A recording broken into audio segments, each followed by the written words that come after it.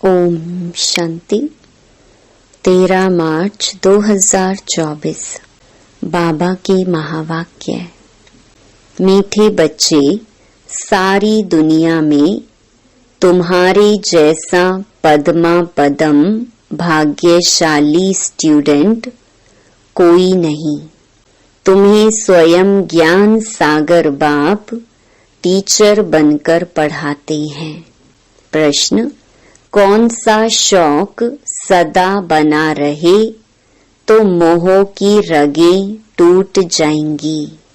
उत्तर: service करने का शौक बना रहे तो मोह की रगें टूट जाएंगी। सदा बुद्धि में याद रहे कि इन आँखों से जो कुछ देखते हैं यह सब विनाशी है। इसे देखते हुए भी नहीं देखना है। बाप की श्रीमत है hear no evil, see no evil. ओम शांति। शिव भगवानुवाच। मीठे सालिग्रामों या रूहानी बच्चों प्रति, यह तो बच्चे समझते हैं हम सतयुगी आदि सनातन पवित्र देवी देवता धर्म के थे, तो यह याद रखना है। आदि सनातन देवी देवता धर्म को तो बहुत मानते हैं, परंतु देवता धर्म के बदले हिंदू नाम रख दिया है। तुम जानते हो हम आदि सनातन कौन थे? फिर पुनर्जन्म लेते लेते यह बने हैं। यह भगवान बैठ समझाते हैं। भगवान कोई देहधारी मनुष्य नहीं है और सबको अपनी देह है। शिव बाबा को कहा जाता है विदेही। उनको अपनी देह नहीं है और सबको अपनी देह है, तो अपने को भी ऐसा विदेही समझना कितना मीठा लगता है। हम क्या थे, अब क्या बन रहे हैं, यह ड्रामा कैसा बना हुआ है, यह भी तुम अभी समझते हो। यह देवी देवता धर्म ही पवित्र गृहस्थ आश्रम था। अभी आश्रम नहीं है। तुम जानते हो अभी हम आदि सनातन देवी देवता धर्म की स्थापना कर रहे हैं। हिंदू नाम तो अभी रखा है, आदि सनातन हिंदू धर्म तो है नहीं। बाबा ने बहुत बार कहा है आदि सनातन धर्म वालों को समझाओ। बोलो, इसमें लिखो आदि सनातन देवी देवता पवित्र धर्म के हो या हिंदू धर्म के हो, तो उनको 84 जन्मों का मालूम पड़े। यह नॉलेज तो बहुत सहज है। सिर्फ लाखों वर्ष कहने से मनुष्य मूंझ पड़ते हैं। यह भी ड्रामा में नोंद है। सतो प्रधान से तमो प्रधान बनने का भी ड्रामा में पार्ट है। देवता धर्म वाले ही 84 जन्म लेते लेते कितने चीची बन पड़े हैं। पहले भारत कितना ऊंच था। भारत की ही महिमा करनी चाहिए। अब फिर तमो प्रधान से सतो प्रधान, पुरानी दुनिया से नई दुनिया जरूर बननी है। आगे चलकर तुम्हारी बात को समझेंगे जरूर। बोलो, घोर नींद से जागो। बाप और वर्षे को याद करो। तुम बच्चों को सारा दिन खुशी रहनी चाहिए। सारी दुनिया में, सारे भारत में तुम्हारे जैसे पद्मा पदम भाग्यशाली स्टूडेंट कोई नहीं। समझते हो जो हम थे वही फिर बनेंगे, छांट करके फिर वही निकलेंगे। इसमें तुम मूंझो मत। प्रदर्शनी में थोड़ा भी सुनकर आते हैं तो वह भी प्रजा बनती जाती है। क्योंकि अविनाशी ज्ञान धन का तो विनाश नहीं होता है। दिन प्रतिदिन तुम्हारी संस्था जोर भरती जाएगी, फिर ढेरों के ढेर तुम्हारे पास आएंगे। धीरे धीरे धर्म की स्थापना होती है। जब कोई बड़ा आदमी बाहर से आता है तो उनका मुंह देखने के लिए कितने ढेर मनुष्य जाते हैं। यहाँ तो वह बात नहीं। तुम जानते हो, इस दुनिया में जो भी चीजें हैं सब विनाशी हैं, उन्हें नहीं देखना है। सी नो एविल, यह किचड़ा तो भस्म होने वाला है। जो भी कुछ देखते हैं मनुष्य आदि समझते हैं यह तो सब कलयुगी है। तुम हो संगम युगी ब्राह्मण। संगम युग को कोई जानते नहीं। इतना सिर्फ याद करो, यह संगम युग है, अब घर जाना है। पवित्र भी जरूर बनना है। अब बाप कहते हैं यह काम विकार आदि मध्य अंत दुख देने वाला है, इसको जीतो। विष के लिए देखो कितना तंग करते हैं। बाप कहते हैं काम महाशत्रु है, उसको जीतना है।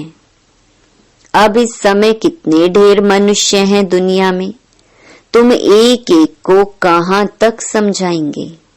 एक को समझाते हो तो दूसरा कहता है जादू है, फिर पढ़ाई छोड़ देते हैं। इसलिए बाप कहते हैं आदि सनातन धर्म वालों को समझाओ। आदि सनातन है ही देवता धर्म। तुम समझाते हो इन लक्ष्मी नारायण ने यह पद कैसे पाया, मनुष्य से देवता कैसे बने। जरूर अंतिम जन्म होगा।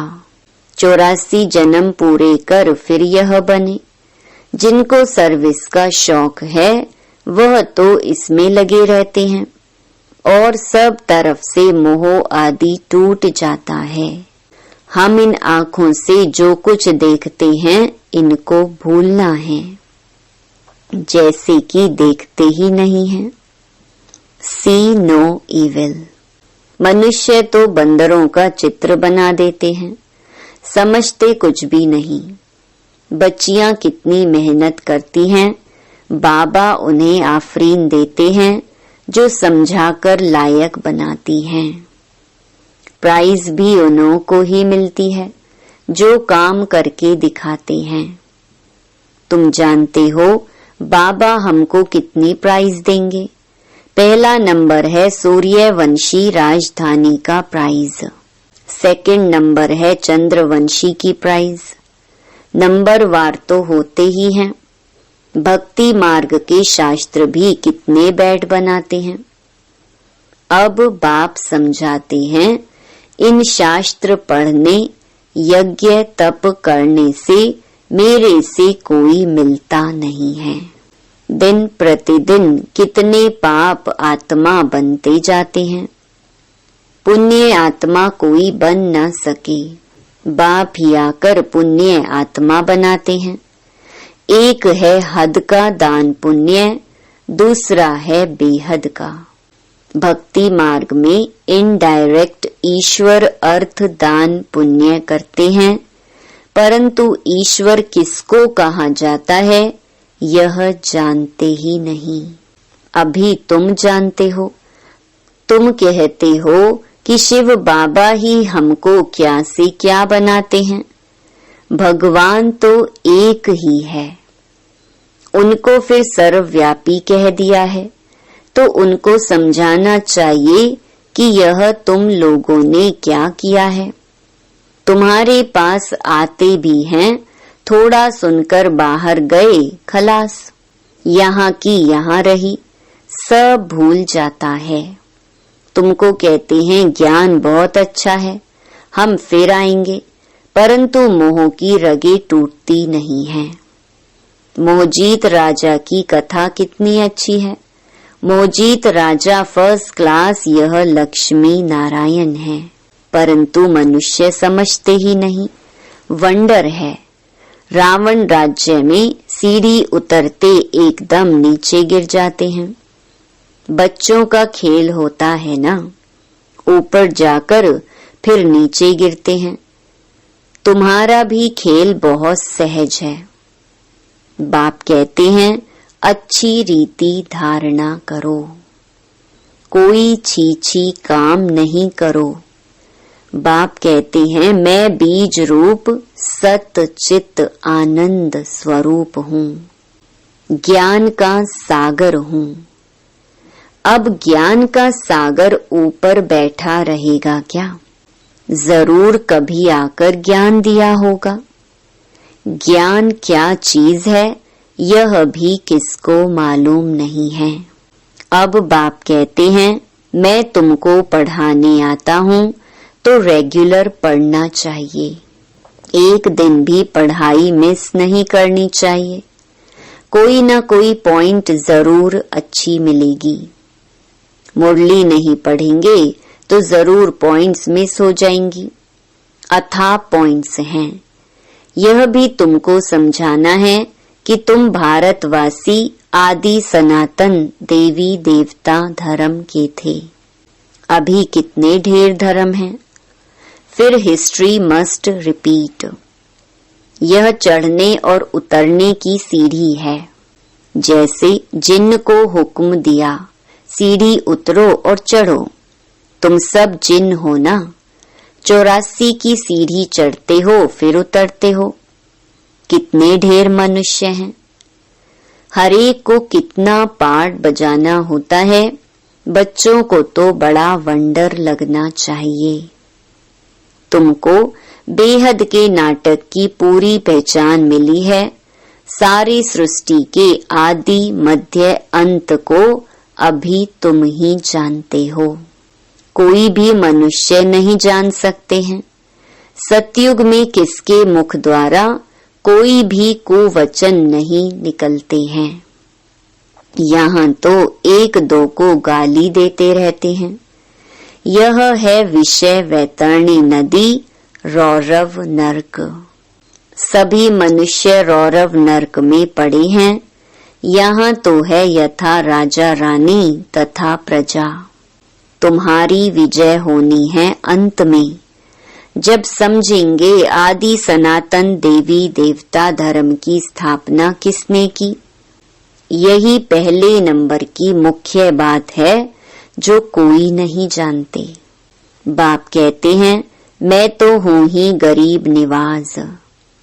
यह पिछाड़ी को समझेंगे जब टू लेट हो जाते हैं। अब तुमको तीसरा नेत्र मिला है। स्वीट घर और स्वीट राजाई बुद्धि में याद है। बाप कहते हैं अब शांति धाम सुख धाम में जाना है।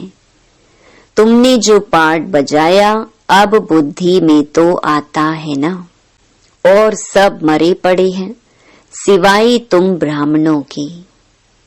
ब्राह्मण ही खड़े हो जाएंगे, ब्राह्मण ही सो देवता बनते हैं।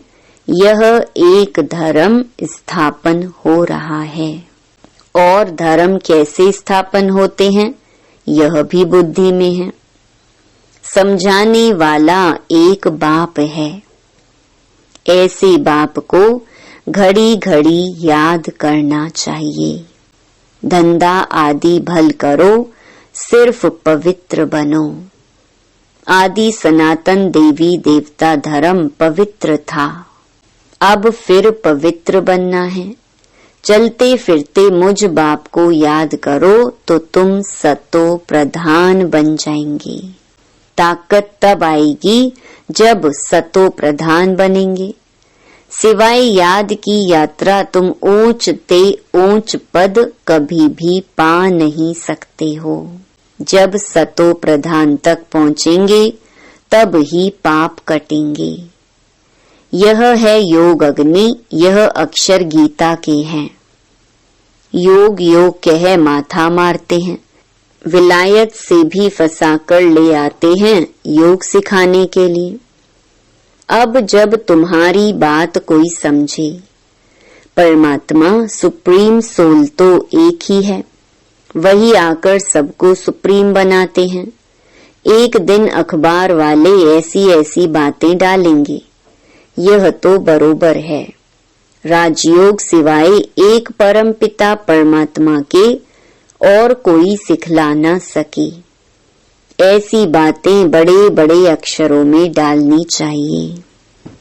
अच्छा, मीठे मीठे सिकिलधे बच्चों प्रति मात पिता बाप दादा का याद प्यार और गुड मॉर्निंग।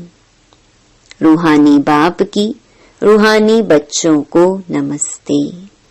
धारणा के लिए मुख्य सार। पहला, सूर्यवंशी राजधानी की प्राइज लेने के लिए बाप दादा की ऑफरीन लेनी है।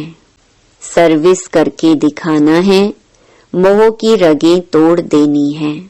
दूसरा, ज्ञान सागर विदेही बाप स्वयं पढ़ाने आते हैं, इसलिए रोज पढ़ना है। एक दिन भी पढ़ाई मिस नहीं करनी है।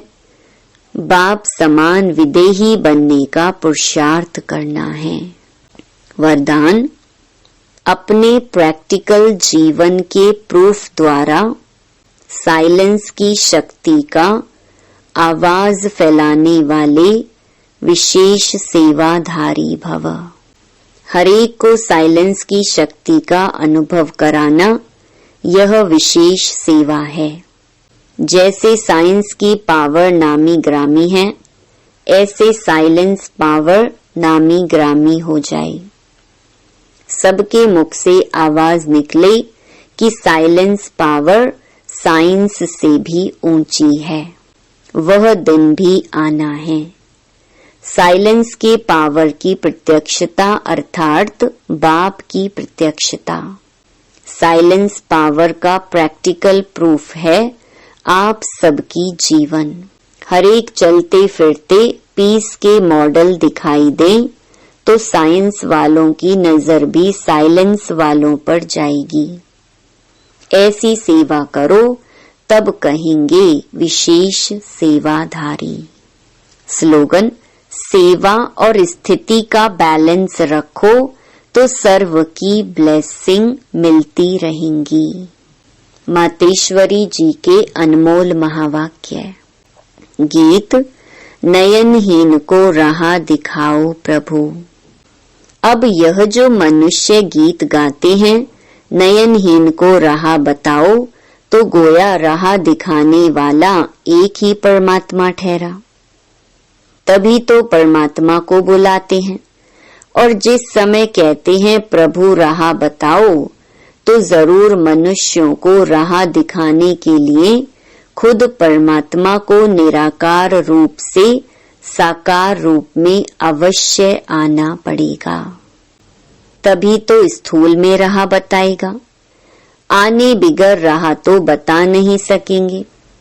अब मनुष्य जो मूंझे हुए हैं, उन मूंझे हुओं को राह चाहिए, इसलिए परमात्मा को कहते हैं नैनहीन को राह बताओ प्रभु।